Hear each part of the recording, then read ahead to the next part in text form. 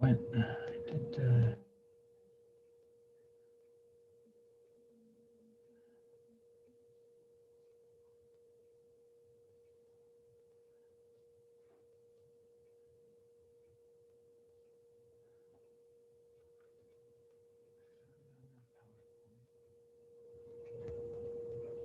Oh, that must be when it crashed. Because that's where it crashed.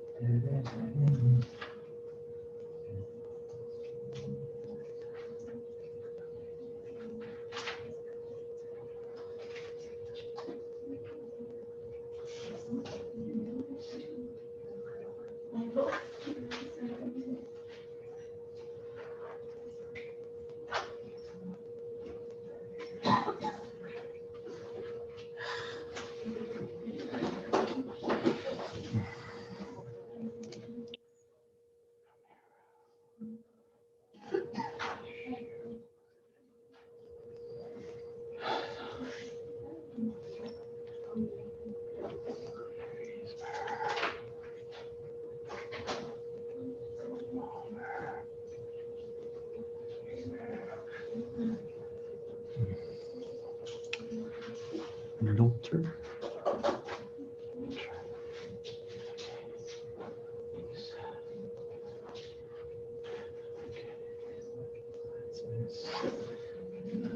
Lopez.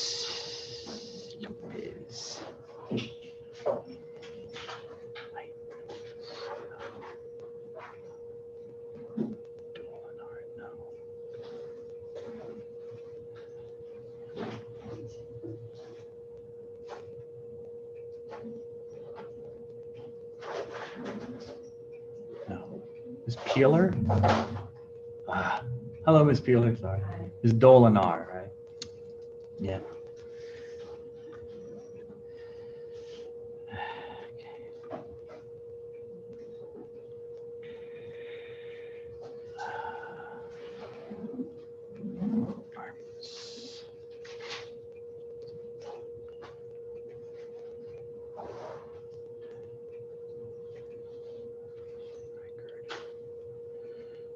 Good.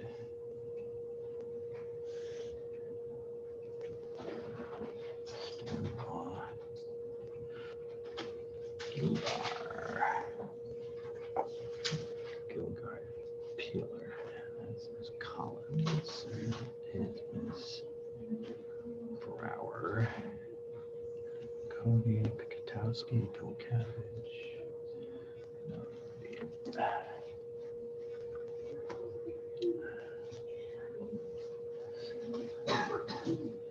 Alrighty.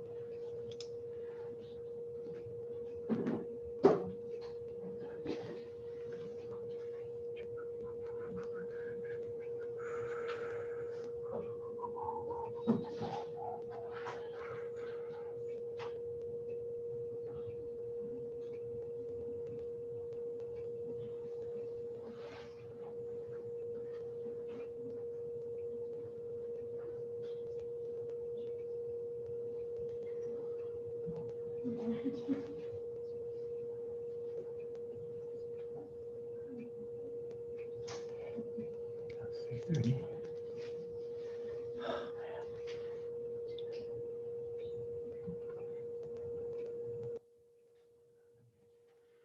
Okie dokie.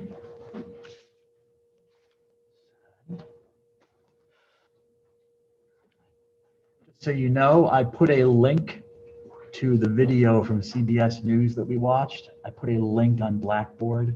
If you go under the class recordings and scroll all the way to the bottom, you'll see the link. I did upload it to Google Drive, but I can't see where it is in Google Drive. It seems to be there. I just can't find it. I don't know why Google is not showing it. Maybe it's hidden in one of the folders and I just have to go through and check all the folders, but I didn't put it in a folder. So again, my puzzlement. Nevertheless, to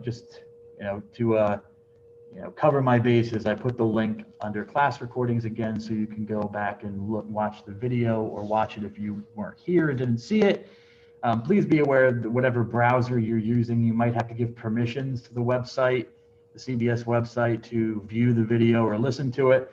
So if usually those things happen in the address bar in the upper right-hand corner of your browser. You'll see a little symbol with a microphone or a video camera, and if there's a red line through it, it means that you can't view the video. So you just have to give it permission just on that site.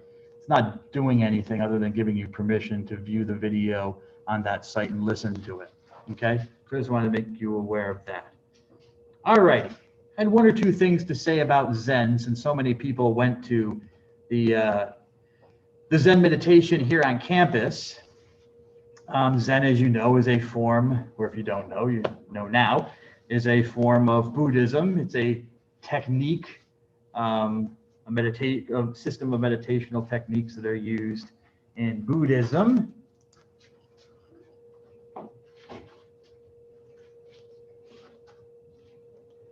And you can see even in the name that idea is embedded, because there it is in the PowerPoint. Zen, the Japanese word Zen, derives from Chinese chan, which means meditation, the practice of meditation, of intense, focused concentration of the mind. Okay, some of you have experienced that now. There also is Christian meditation, which I don't understand why they don't seem to teach that here on campus. Maybe they do, and I just haven't seen it, but they do. There's a 2,000-year-old tradition of Christian meditation. In case you're wondering, it's not just in Buddhism or Hinduism.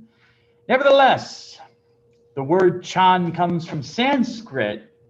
It's the Chinese way they heard this word dhyana or dhyan from Sanskrit, which literally means to see something, to look at something. And it's kind of what you're doing in meditation. It's kind of the concept of Asian meditation, which is to see, use your mind to see and focus on something, to see reality through your mind, to understand reality as it truly is, to use your mind to kind of break through the illusion of the physical world, or at least the appearance of a physical world.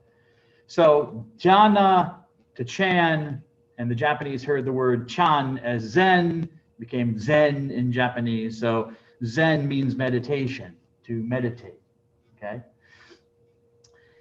Buddhism arrived, or this form of, well, I shouldn't say this form of Buddhism. Buddhism arrived, well, no, that's right. Excuse me, I was correct. Chan Buddhism, this form of Buddhism, which is highly focused on meditational practice, meditational technique, arrived in Japan around the 1100s AD. So basically 900 years ago. And here's a picture that I got from a guru's website. He's a Hindu guru. He's not Buddhist, he's Hindu. But I thought this was a helpful picture showing how dhyana, or dhyan, the A can be silent sometimes. This idea came from India. Of course, the Buddha was a Hindu, yes? The Buddha was a Hindu. He's from India, so he is Indian. Might be a good question to ask on the final exam. Anyways, and proceeded up through China, or up to China, and then through China, where this form of meditational technique developed, Chan, and then moved over to Japan, where it becomes further developed as Zen. Okay, but there is a relationship between the two, the Chinese and the Zen. Now, I mean, these footprints, this do not go through here, which is a little bit odd. This is the Korean Peninsula, where you have the countries of South Korea and North Korea. And, you know, it's actually, truth be told, a lot of things that come through from China and a lot of historical things, ideas, I'm gonna say customs, but anyways, I think you get my point. A lot of things that ended up in Japan, in this case, Chan Buddhism, came through Korea, through Korean Buddhism. And a lot of ideas, historically, a lot of the ideas and cultural things you'll find if you reach back that come from the mainland come through the Korean Peninsula because it's close. I mean, it's, you know, it's not that far away from Japan. So there's a lot of interaction between the Korean Peninsula and the Japanese. You have to be careful about saying that because there is tension between the Koreas and Japan, not just because of World War II.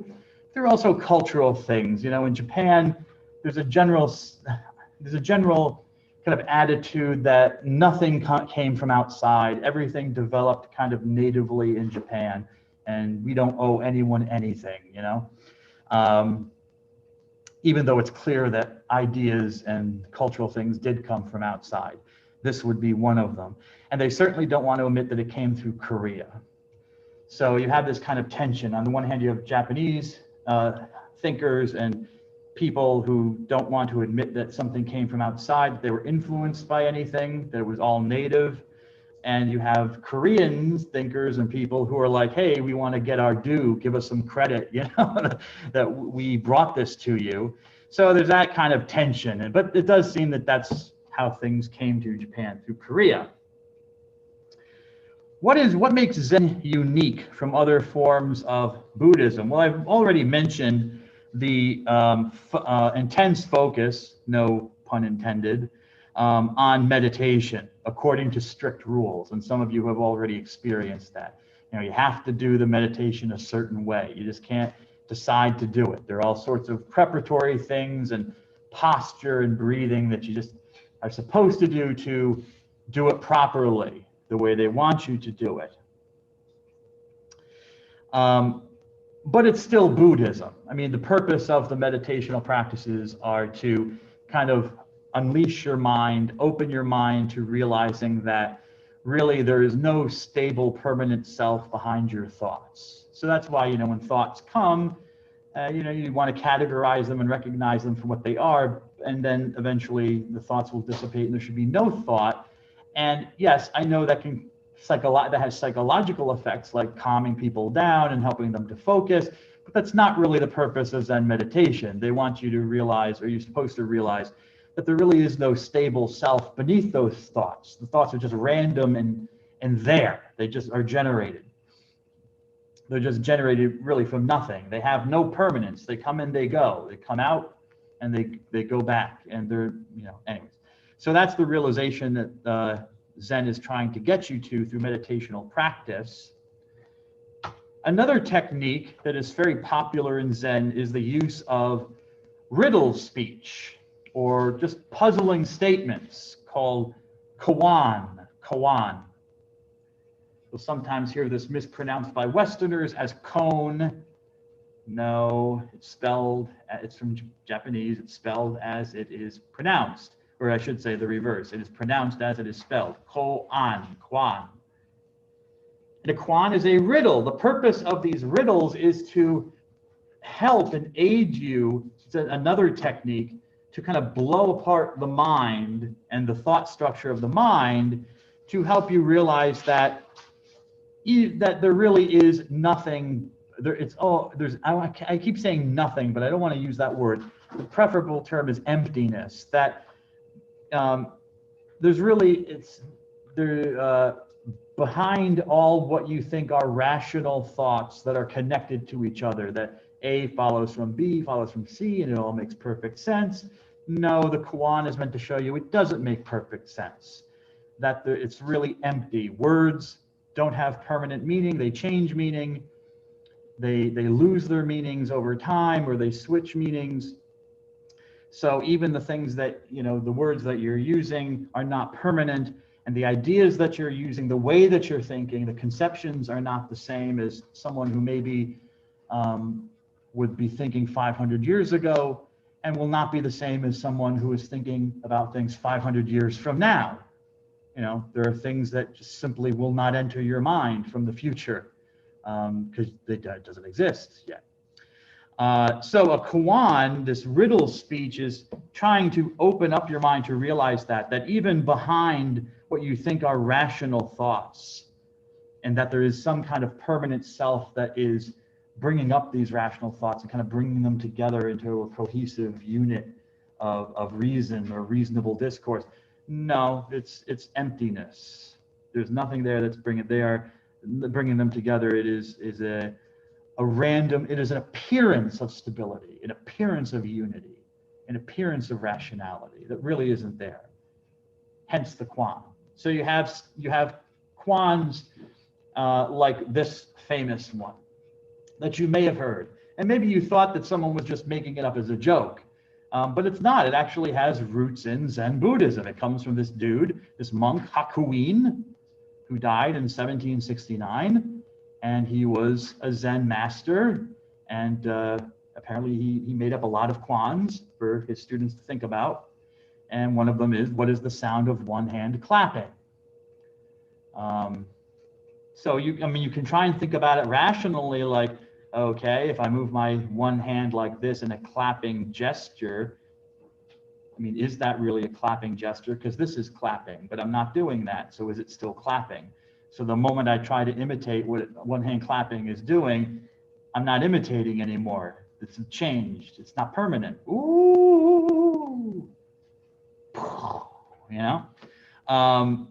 So, and the funny thing is that the students of the Zen masters, that's the whole problem, that first you try to address the koan rationally and make sense out of it. And that's what I always end up doing. So I'm not a very good Zen Buddhist. But, and the student will try to come to the master and say, okay, this is the answer to the koan. Rookie mistake. There really is no answer. That's not the purpose, to arrive at an answer. So this teacher will be like, no, smack around the student and say, go back and meditate more on the koan, And eventually you should come to the position that, there's emptiness. Emptiness seems to be always the answer.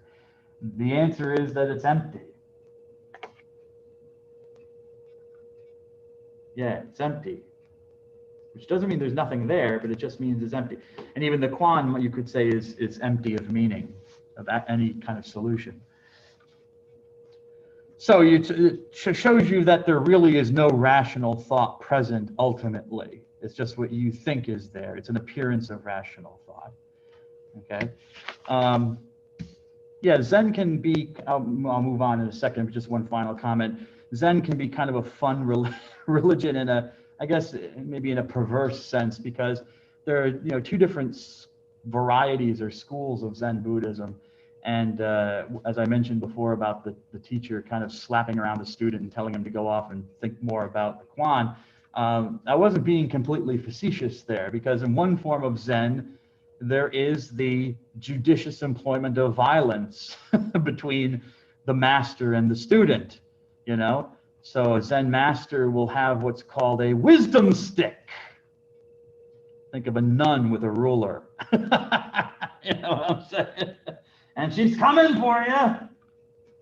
In this case, it's the Zen master with his wisdom stick, who will use it to poke, to hit, the student, with the hopes of bringing the person to enlightenment. The hope is that applying physical pressure, i.e. hitting, slapping, poking, it might bring about a catharsis where the student is just like, ah! Oh wait, I now see, master, all is one, and one is really nothing. You come to that.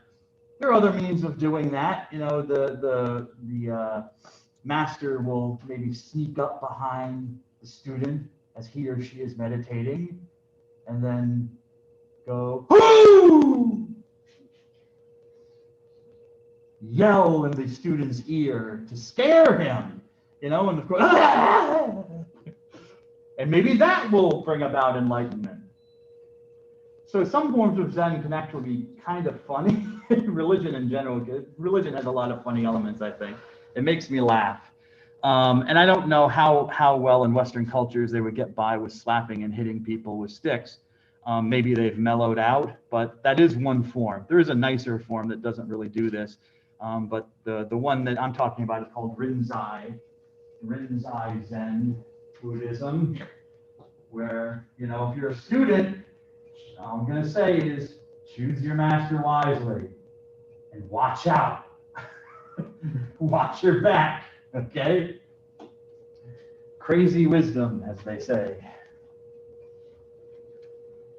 Okay, let's talk about Christian Science now. As you know, founded by a woman named Mary Baker Eddy. Her dates are 1821 until 1910. And I'm not going to go through her story because they went through that on the video.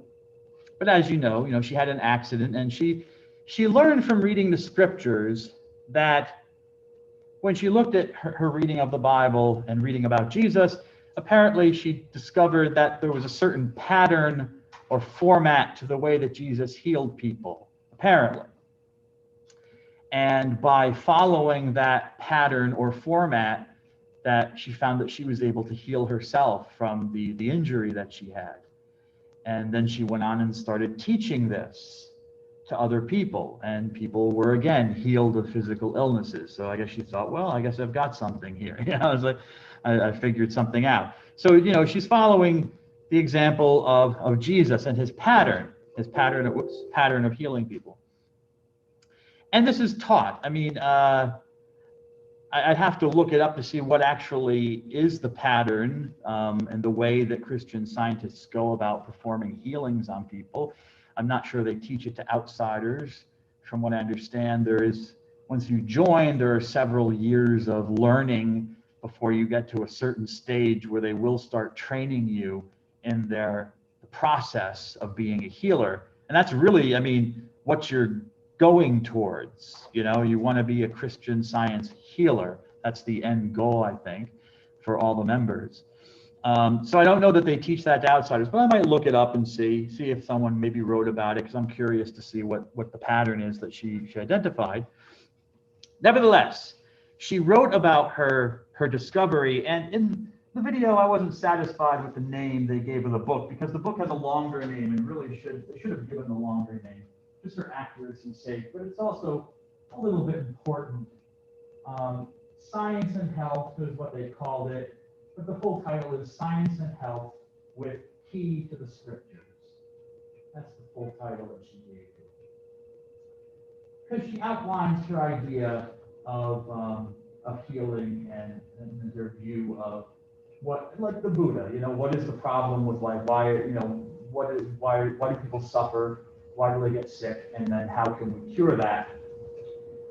But the important next section is where she keys her teachings, her beliefs, to certain core texts that she takes from the Bible. So she has her teaching, and then after that follows the key that you'll find. You look at this scripture in the Bible, and it proves, in a way, it's like a proof text showing that it's supporting what I think. And so Christian Scientists will read, when they come together for their meetings.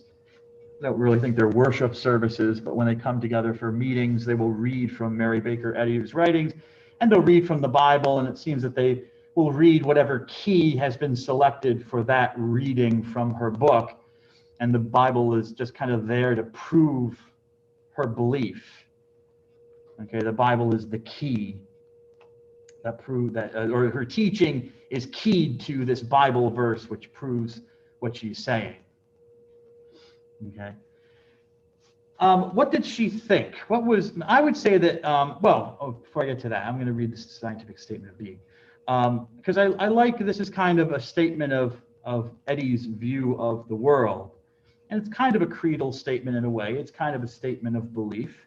And I like statements of belief because they're short and they kind of tell me briefly what a group thinks. The scientific statement of being: there is no life, truth, intelligence, or substance in matter. Oh, okay. So now she's telling us, she's getting right to the point with us, that the material world does not seem to have value.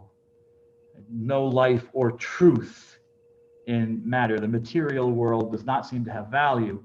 All is infinite mind. I mean, everything is infinite mind and its infinite manifestation, for God is all in all. So, she uses this word mind. So eternal or never-ending mind seems to be what is the true reality. I guess that's her word for God. That's how she understands God. God is a spiritual mind that is without beginning or end. And that's what everything is. So what she's kind of getting at here is that matter doesn't really exist. Matter is an illusion. The material world is an illusion. I don't think she means that it doesn't really exist, like it's not here. But again, this idea, and maybe this is why they linked these three religions of Tibetan Buddhism and Christian Science, and to some extent Jainism, because a similar idea with Buddhism, the impermanence of the physical world. It is empty of its own existence. The material world for her is not real. It's a kind of illusion. It comes and it goes. Only the spirit, which is infinite, is real.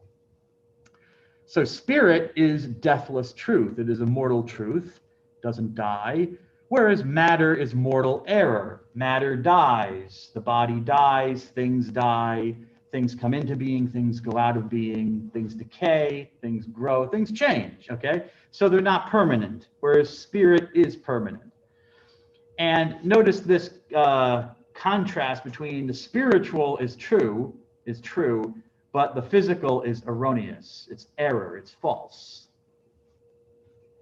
The spirit is real and eternal, unending, whereas matter is unreal and it's bound by time. Spirit is God. Now she says spirit is God, not the spirit. So God is spiritual. God, to be God, is not material. So he is spirit. And because, and the lady mentioned this in the video, because as the Bible says, human beings were created in the image and likeness of God, therefore human beings are at their core spiritual beings like God. Okay? Now, I mean, how does she explain this? You know what I'm saying? Where's this? This doesn't seem like spirit to me when I'm carrying around. Okay. So, right there, I have to ask that question. There seems to be a contradiction in what she's saying. But ultimately, that's my error. That's my erroneous thinking that this physical material that my spirit is trapped in is what's real, and not attending to what is the truth and true reality. So human beings, man is not material, he is spiritual. He's not material, he's spiritual. Again, I don't know what I'm going to exercise classes for if I'm spiritual. Okay. Can I just tell my spirit to make me 100 pounds lighter? Because my spirit is really thin, can't you see? That's slender, and I got some guns, I'll tell you. Why won't my body be like that? I'm waiting. I'm thinking. No, but apparently man is not material. He is spiritual. And that's what you need to know. This is the knowledge. Knowledge. This idea of knowledge. Okay? This is the scientific statement of being. She's not using science. I think you can see that from the language. She's not talking about physics or biology. She's not using hard science terms. She's not talking about quarks or dark matter, genes and DNA. No, she's using science in the broader sense that I discussed at the beginning of the course. Yes? When I talked about religious studies and how religious studies was also a science. It was, in fact, it's more proper to say it was scientific. In the broader sense, the original sense of the word, where in Latin, science means knowledge, to know something. Science means knowledge. So this is the College of Arts and Sciences, The arts, things that you learn how to do, practical things combined with maybe unpractical things, the knowledges, religion, philosophy, history, which are not hard sciences, but they deal with knowledge. And that's what I think she's getting at with the scientific, calling it a scientific statement of being. Knowledge. This, for me, classifies her as a Gnostic. Gnosticism. You find this in a lot of religions. Christianity, it's been in Christianity, still is, Christian Science. The Jewish Gnosticism in Islam, and even non-religious forms of Gnosticism. And you can see, conspiracy theories are a form of Gnosticism. If you just have the right knowledge, if you just know the truth, is Riker about who shot JFK, right? John F. Kennedy Jr., then that makes the whole world reasonable, sensible. You know what it's all about now, apparently. The aliens are already here. That makes sense. Now, I know that. I have that knowledge. Don't you realize it? Knowledge. Having knowledge, gnosis, Gnosticism comes from the Greek word gnosis, which means to know. Ever wondered why that K is there, that silent K? It's because of this. English and Greek and Latin, we're all part of the same language family, so we have similarities. And in medieval times, any of you who have ever studied Chaucer, and sometimes your high school teacher or maybe the teachers here will give you like the Middle English version of Chaucer just a little bit to kind of expose you to what Middle English was like. The K was pronounced, so it would be Kano. Now it's silent. Gnosis, Kano. So Gnosticism, to have that knowledge, will reveal to you the truth of reality. And it's knowledge. And a lot of times in Gnosticism, this idea of knowledge and then the physical world are usually opposed to each other. There's the spirit, which has the knowledge, but then there's the physical body and the physical world, which does not have the knowledge and is usually, there's this kind of opposition. As you see here, the spirit versus matter, the spiritual versus the material. And that's a common characteristic of the Gnostic mindset. You see it all the time in religion and stuff like that, where people will contrast and even think that like the material and the spiritual are enemies fighting against each other. Yin and yang, these kind of dualisms, yin and yang, which is, I think yin is the female principle, yang is the male principle, but good and bad, and they're like fighting against each other, That's kind of Gnosticism, and what's going on here. So that's how Eddie viewed things. So when you have the true knowledge, once you realize that everything is really spiritual, where does illness fit in? Well, illness then is a spiritual problem. It's not a physical problem. So the fact that you have cells in your body reproducing out of control, is cancer basically, and destroying organs and et cetera and so forth, that's not, for Eddie, that's not a physical problem at all. That's a spiritual problem. And healing involves dealing with that spiritual, supernatural issue, rectifying that, correcting that, knowing that. And once you have the correct knowledge of what the problem is and can solve it, then the physical will follow and the cancer will disappear or go away. Maybe. As we know from the story of Ms. Eddie, she caught pneumonia and died, right?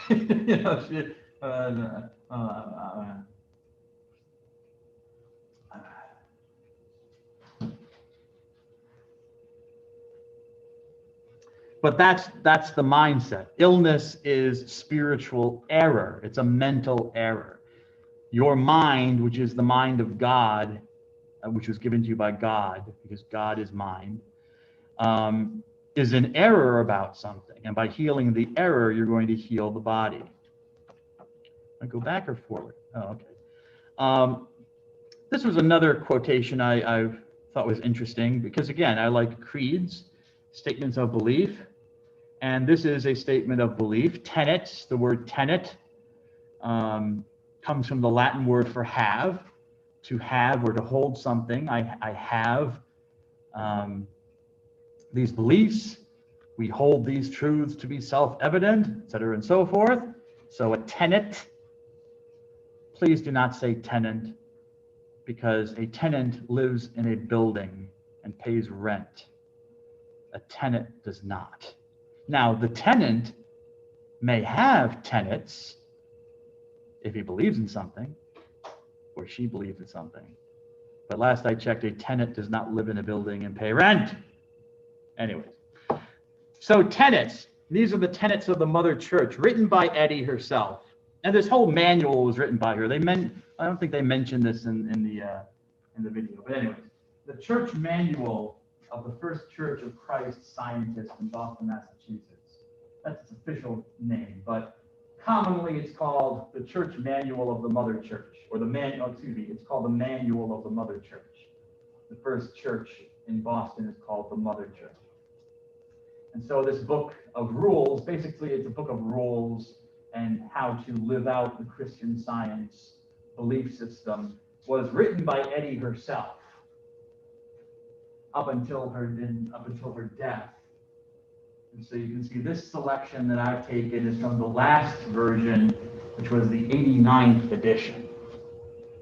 So if I remember correctly, she wrote the first one in, I think, like the 1870s and worked on it apparently tirelessly until 1910 when she died. I mean, 89 editions within a couple of decades, right? It's like, or maybe 3 decades, excuse me. No, 70, 80, 90. Yeah, 70, 80, 90. All right, so 40 decades. Well, so that's like what? Do the math for me, because I'm not good at math, as you know. How many editions was it? 20 editions every decade? Something like that. But it's a lot of editions. I mean, the lady was busy. Okay, I don't even know when she had time to heal, because she was working on this book every time, all the time, putting out new editions of it with changes. So this is from the most recent edition, which still is in existence. It hasn't been changed.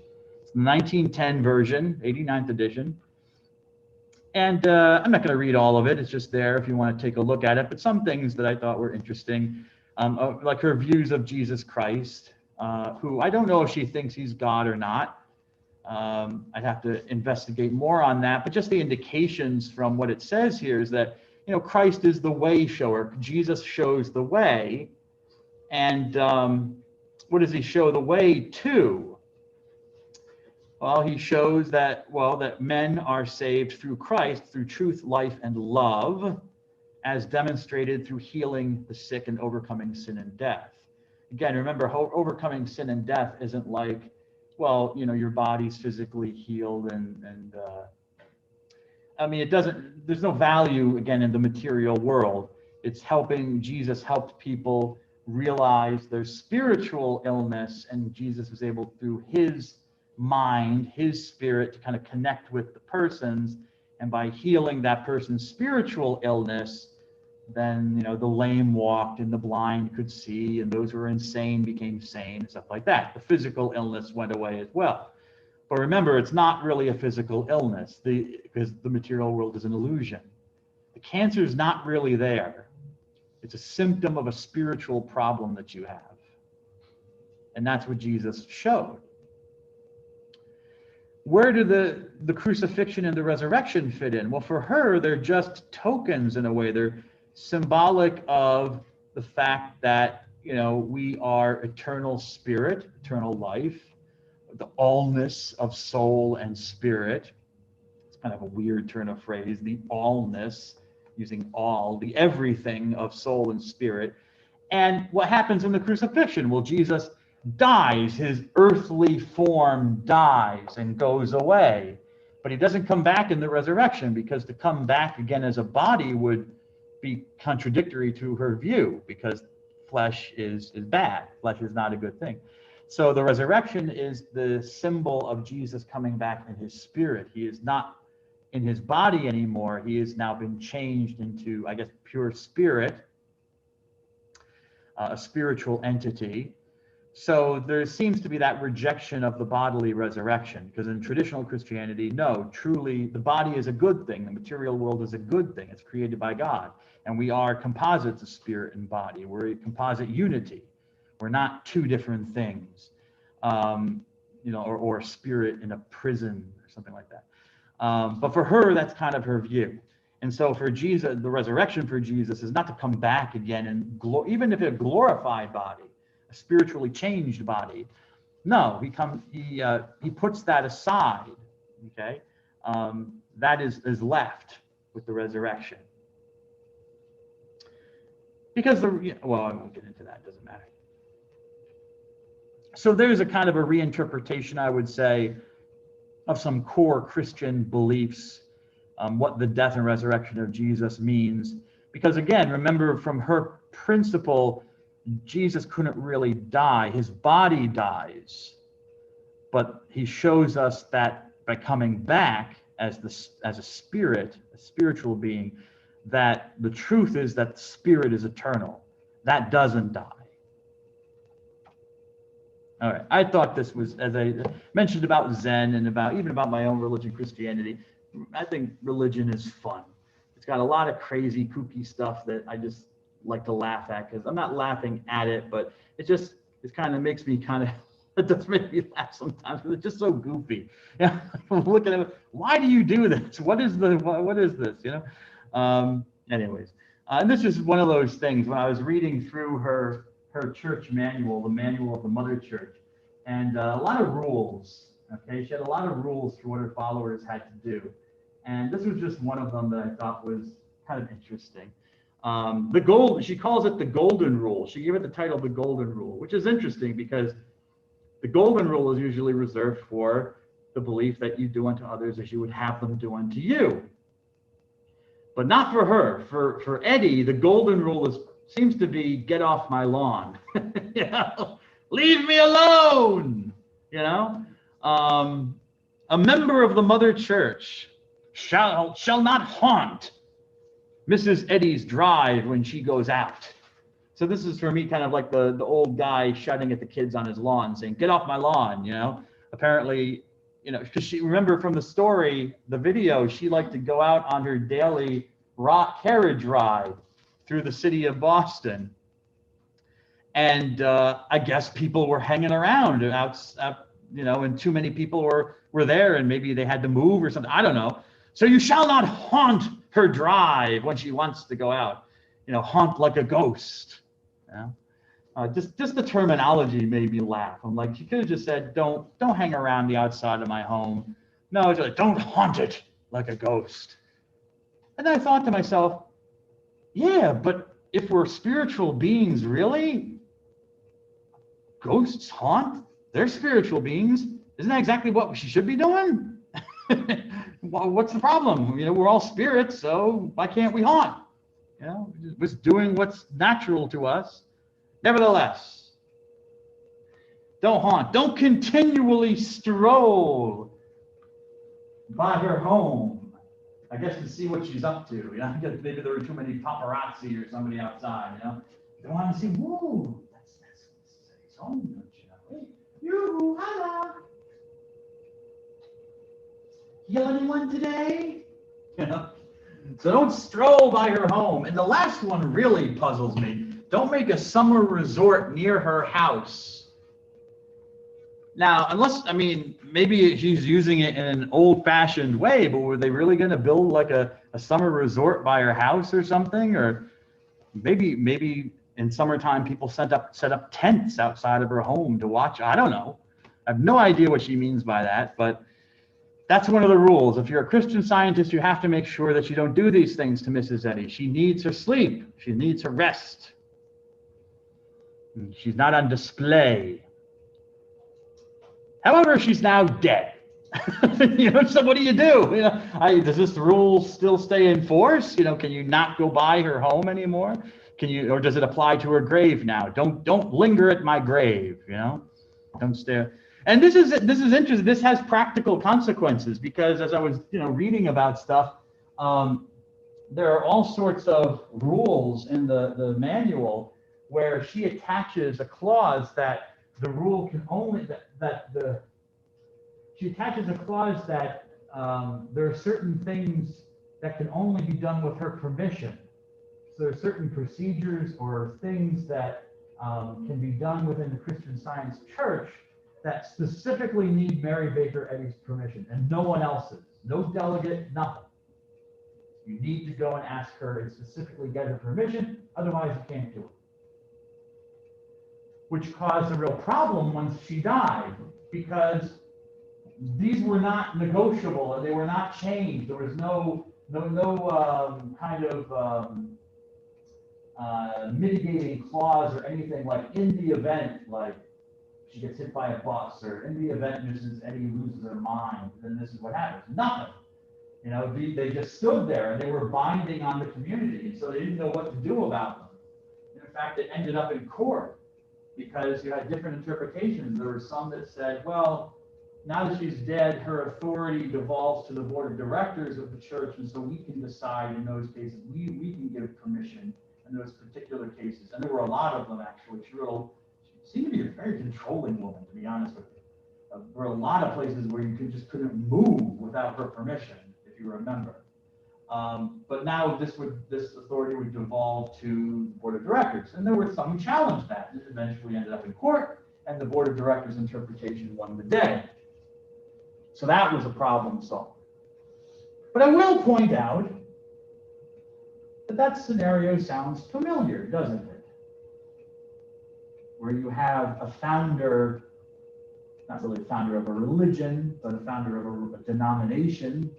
Christianity is the religion, but a founder who dies without having left any clear line of succession. Yes, Islam. In fact, I should give you an extra credit point for that. You're the only one who got it so far. Thank you, Ms. Muhammad Kony. Yes, our friend Muhammad.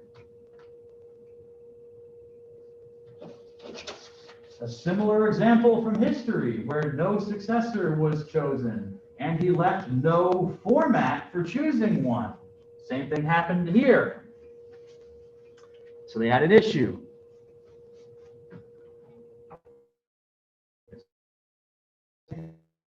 I think that's about it. I think I've mentioned enough, all I want to say about her.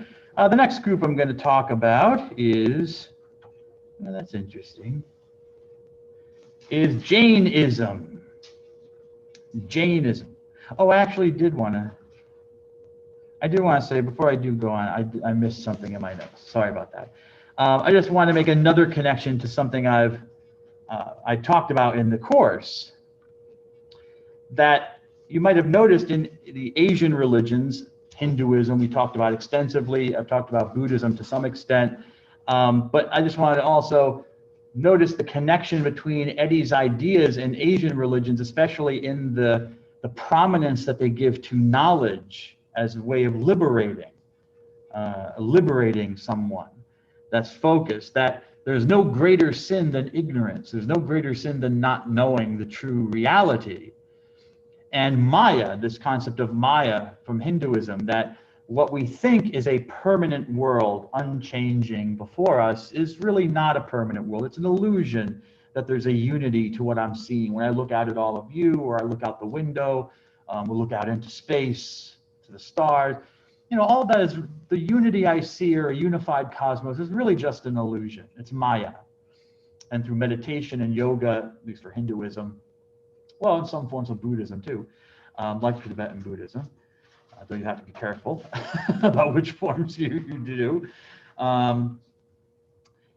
You realize that that's really not it's really not a unified reality, and it is illusion. That things are changing, and that the underlying mind that's doing the meditating is really true. Although that's challenged in Buddhism. That was one of Buddha's differences with traditional Hinduism. I mean, at least for Hinduism, there was an Atman, a soul, if you will, that was a permanent reality, a permanent self that was having these thoughts. But the Buddha challenges all of that and says, no, the thoughts really are groundless and baseless. So the Atman does not exist, actually. So that was a great difference. But again, I don't know if Eddie knew about Hinduism or Buddhism, any of that. I'd have to learn more about it, but they didn't mention it. I'm going to assume she did not. But it was just, it's one of these things where, people have ideas and nothing is really new. The more you learn about history, the history of ideas or the history of events and whatever, fashions, stuff like that, you find that a lot of the stuff that people think are discoveries are oftentimes rediscoveries. There are original discoveries, obviously, or it wouldn't have a modern world in progress.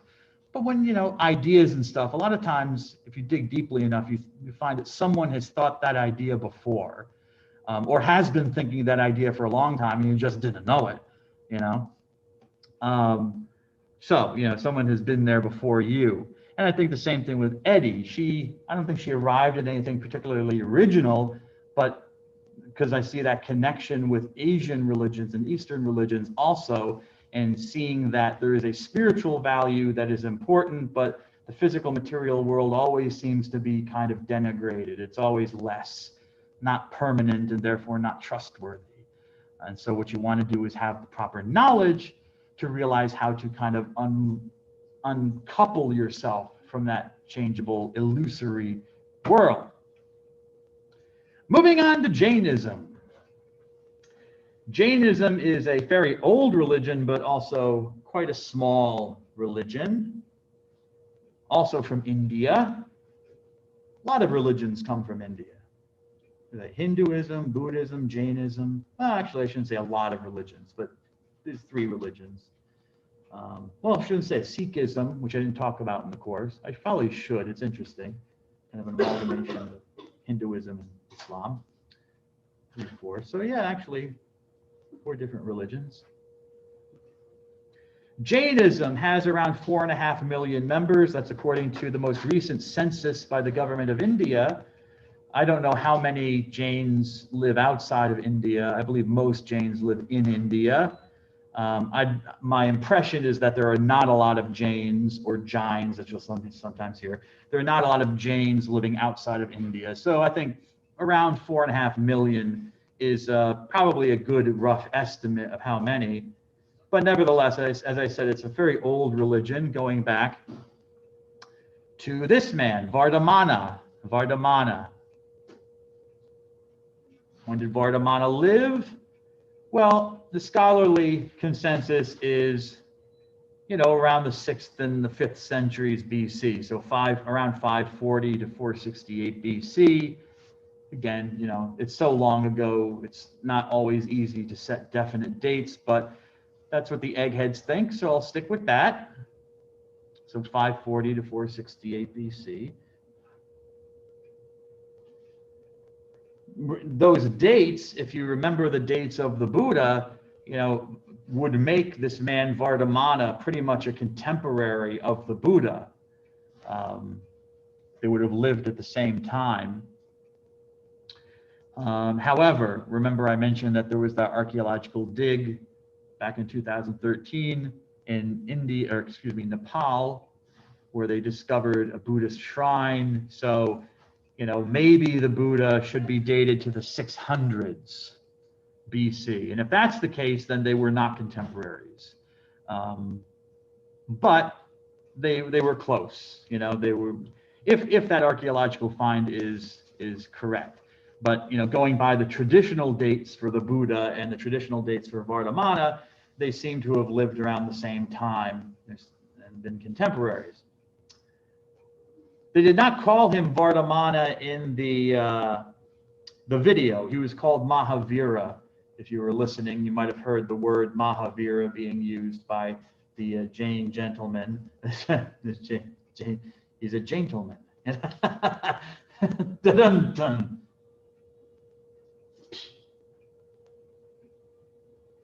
I got to make my own fun. It's the last day. Well, not really last day, but the last day. Mahavira is a title. It's like the Buddha or Christ. It's not his name. His name, as he was known in life, was Vardhamana, but he is also called Mahavira, the great hero. Maha means great in Sanskrit, and Vira means a hero. Hero, the great hero. Why is he called the great hero? Because he was the end of a long line of teachers. Okay, think of like Muhammad and the prophets. You know, Muhammad was the seal of the prophets. So I guess that's how I would remember it. Mahavira is kind of like saying the same thing. He's our great hero. He's the one who kind of puts the seal on all these previous Jain teachers from previous centuries or times. And Vardhamana seems the one that kind of preaches the message and kind of seems to bring everything together and establish the Jain community. So hence he's called the great hero. Another word used to describe him in the video, which you might not have noticed, and if you noticed it, you might not have known how to spell it, so I give you a definition here, or might not have understood because the guy didn't explain what it meant. I don't think he explained what it meant, but this word Jina means conqueror, a victor, someone who is victorious. And so Vardhamana was a Jina. He was a conqueror over samsara, the cycle of death and rebirth. So again, you see these Indian ideas there, okay, which is not unusual. This comes from India. So life is a cycle of death and rebirth, and he was able to break that, and so he becomes a Jina, a champion over the cycle. You know, there's not much we can know about Vardhamana's life since he came so long ago, and even the Jainist groups that believe in him don't always agree on the details of his life, like whether he was married or not married and stuff like that. But according to the story, after his parents died, he decided to become a beggar and an ascetic, you know, kind of like a wandering monk, going around begging for food, you know, meditating and seeking liberation from the cycle of death and rebirth. And he became a follower of one of these teachers. There were 23 teachers before him, and he's the 24th, the last, Vardhamana, Mahavira. And he became, you know, the student of the 23rd teacher, who taught him, you know, basically what we would call Jain teaching. And eventually he did achieve liberation. These teachers, I'm not going to give you the word that they use because I'm just giving you kind of like a bird's eye view of Jainism, but they're called path makers. There are these 23 path makers, and then the 24th was Vardhamana. So you have 24 path makers in all, Vardhamana being the last. And they're path makers because they make the path, but by making the pathway, they're showing you the way. They're showing you the way to liberation as well that they have followed. And so once Mahavira had achieved, he became Mahavira, the great hero, and achieved enlightenment, he spent the rest of his life, you know, teaching and preaching the message as a path maker and gathering followers.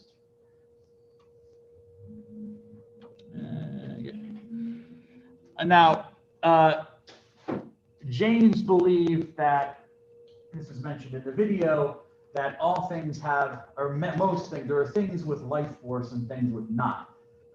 Those things that have a life force, I'm using this phrase life force, you could also say like animate objects, things that have animacy, they're animate, they move, they breathe, they're living. Jains use this word jiva.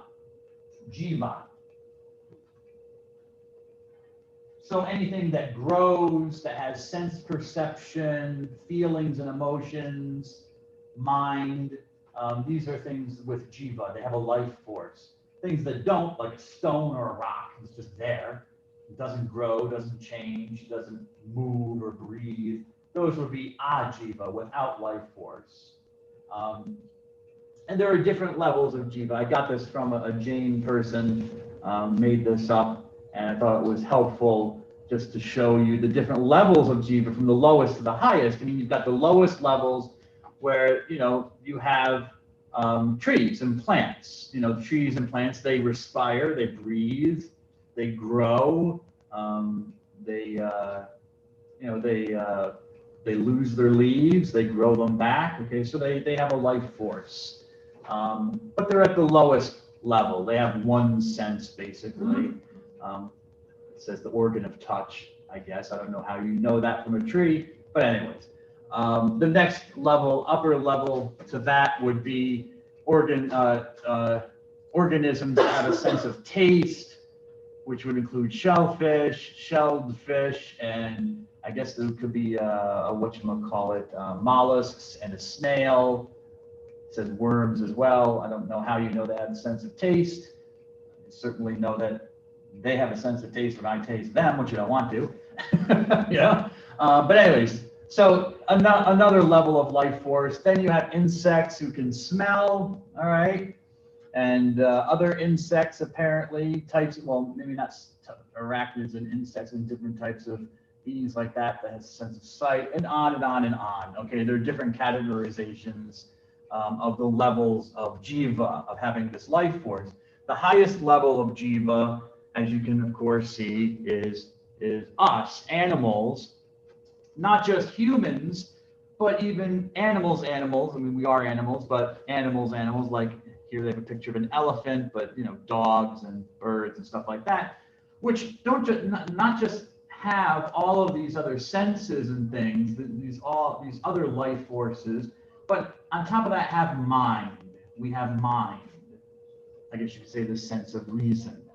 So that's why we will be the highest life force.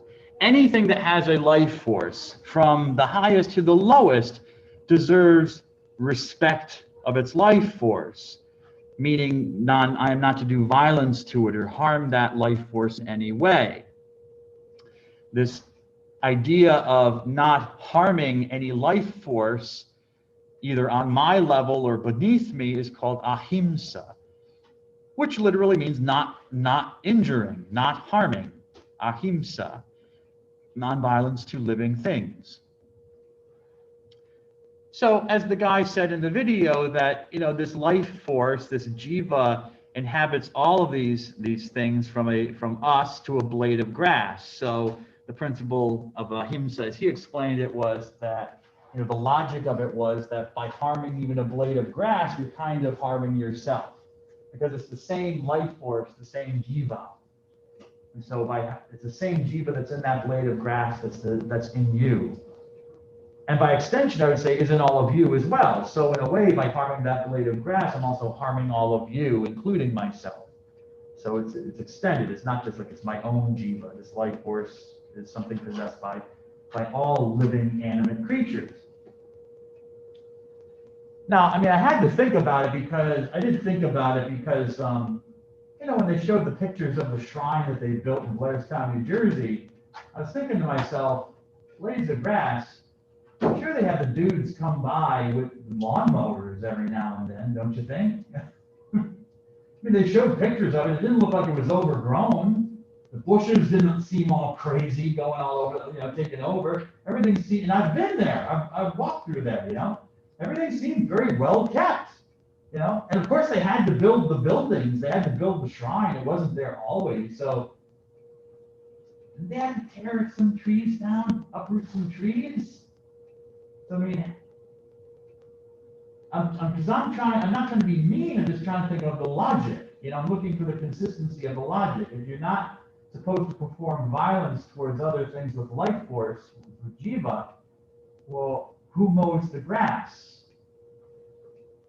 I'm just wondering. I might ask that question if I ever go back there. I'm just curious what the answer will be. How does that? And of course, how do you justify building this whole structure? Because of course you did have to uproot, and there are insects in the soil. I mean, I hope the workmen were not stepping on the bugs. I hope they were watching out for them. They're brothers and sisters of the insect variety. I'm just saying, you got to look out for your brothers and sisters. That's why I always save the spiders. Always save spiders. Put them outside. Shouldn't say that because I washed one down the drain this morning in the shower. Shame on you, Mr. Dunn. Well, I'm not a Jane, or at least I'm not a good Jane. So ahimsa, nonviolence to living things. Oh, I'll get to that in a moment. Jainism, there's a purpose behind nonviolence. Why is it being done? And I'm all for nonviolence. God, God bless them. That's a good principle, and it's a good value. And how people arrive at that idea or that embracing of that value, honestly, I don't really much care. Because that's still a good value. I'd rather someone had that value of nonviolence rather than, my religion says I must kill you. Like the old joke from the comedian George Carlin, is, do you believe in God? Well, yes, I do. Oh, do you believe in my God? No.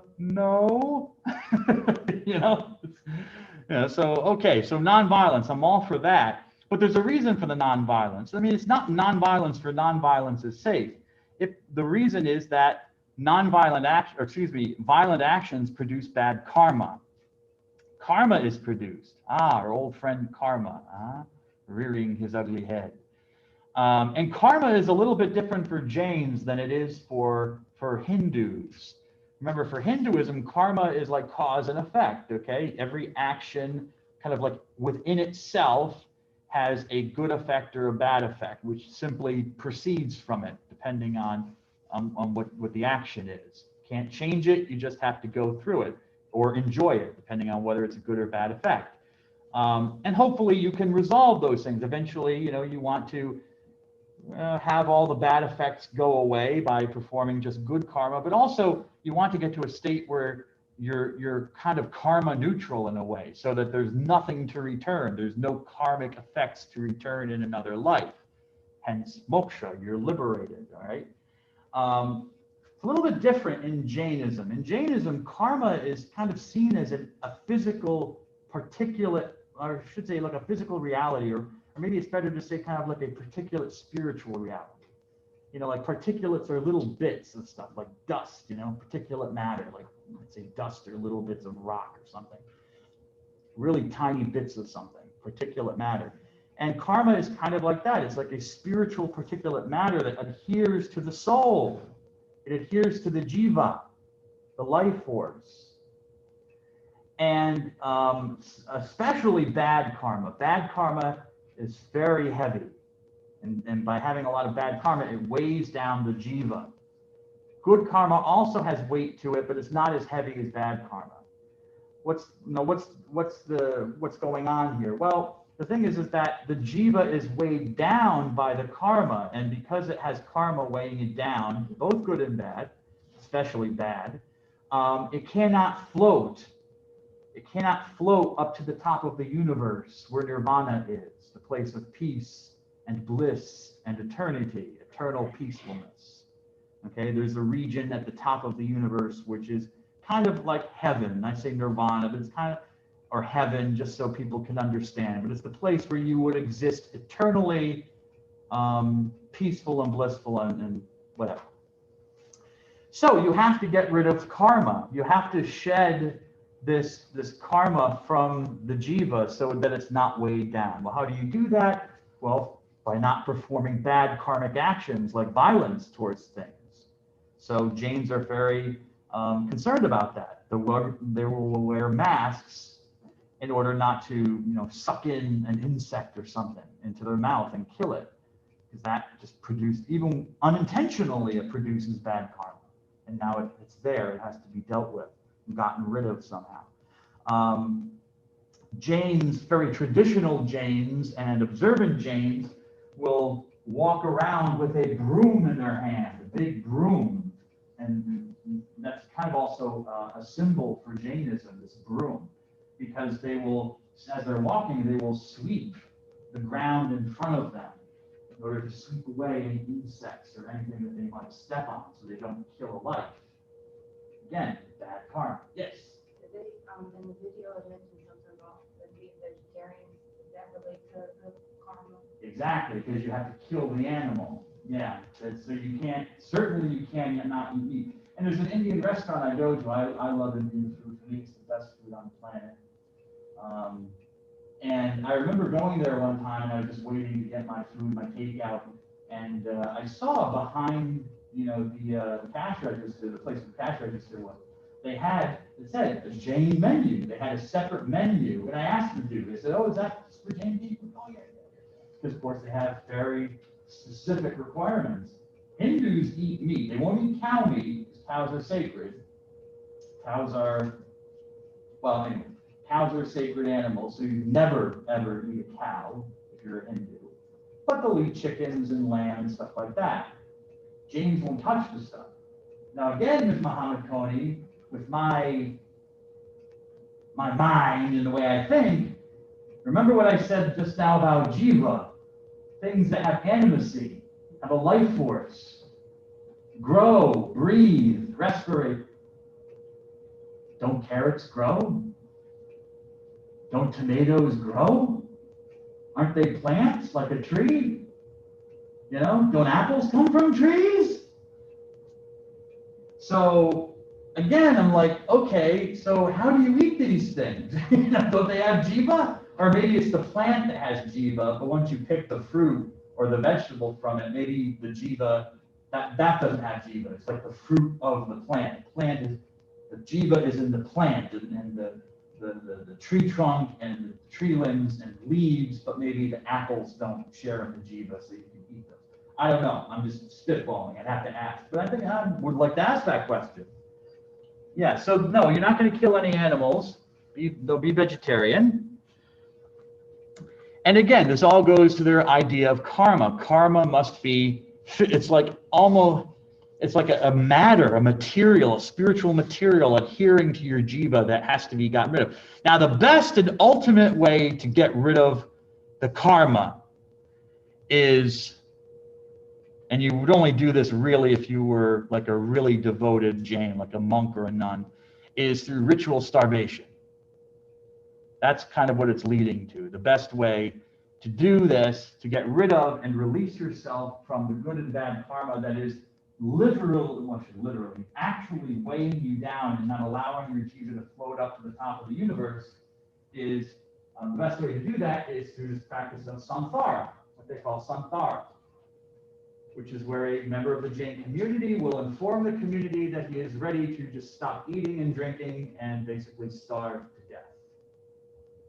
And if the person gets permission from the community, then that's what happens. The person slowly, over time, stops eating, stops drinking, and prepares to die. And it becomes like a hospice situation. People will come to honor the person for their decision, be with them as they're on their way out. But for them, it's kind of a joyful thing because the person is getting kind of a direct path to liberation. But it is controversial. I remember a few years ago, I think that it was the Indian Supreme Court or one of the courts in India. I forget if it was the actual Supreme Court of India or the lower court, declared samthara to be illegal and violated Indian law. Like assisted suicide, you can't kill yourself, apparently, according to Indian law. And thousands upon thousands of Jains took to the street protesting. No, this is our right. This is part of our religion. And the Indian government kind of backed off on that and affirmed their right to do this. But this is one of the things that happens, this idea of ritual suicide. And that's really for the only devoted. That's why you notice when they showed in the video, there are the monks and nuns, and then there are the people who follow it.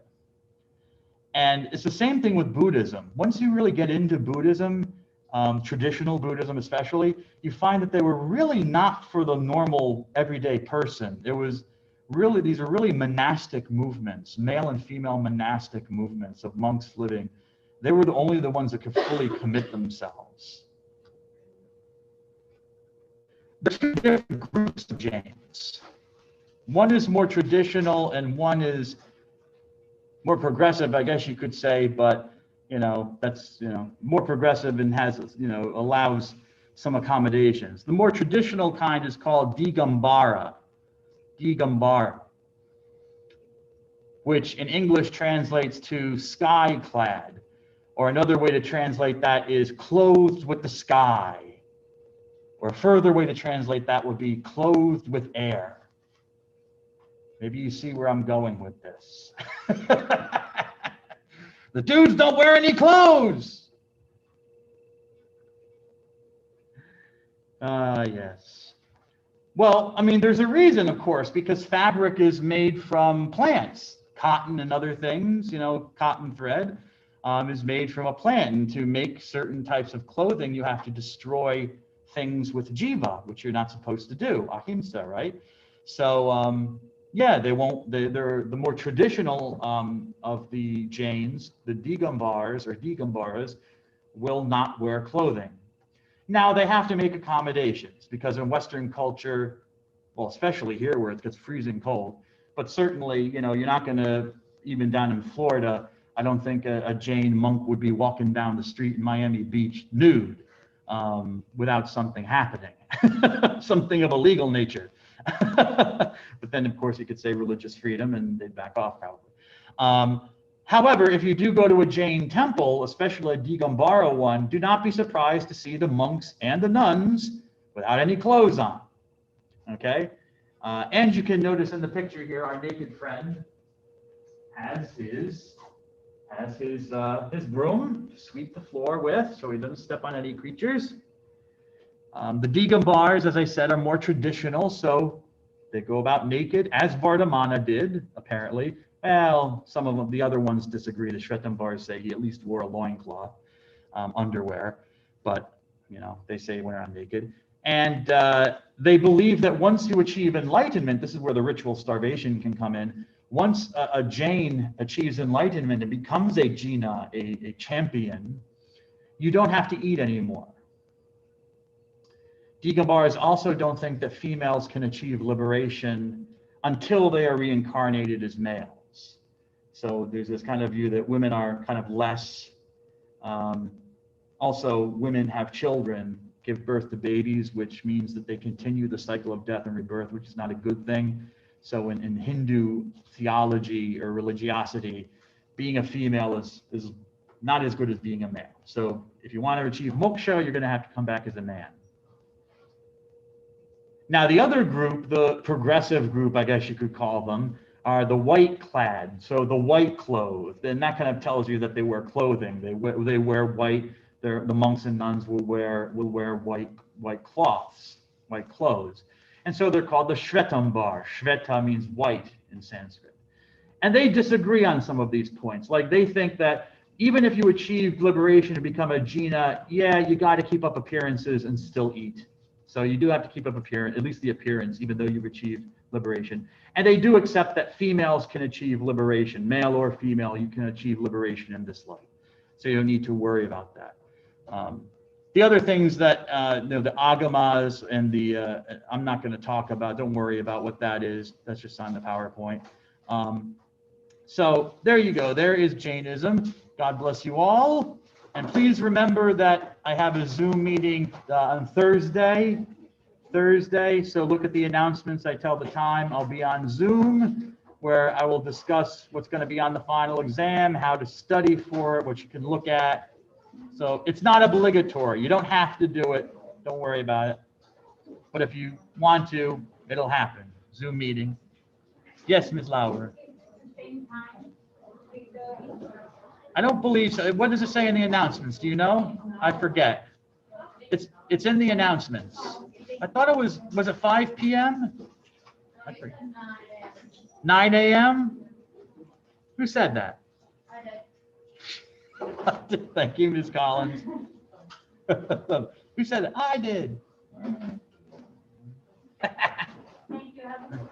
You're welcome. You too, miss. Thank you.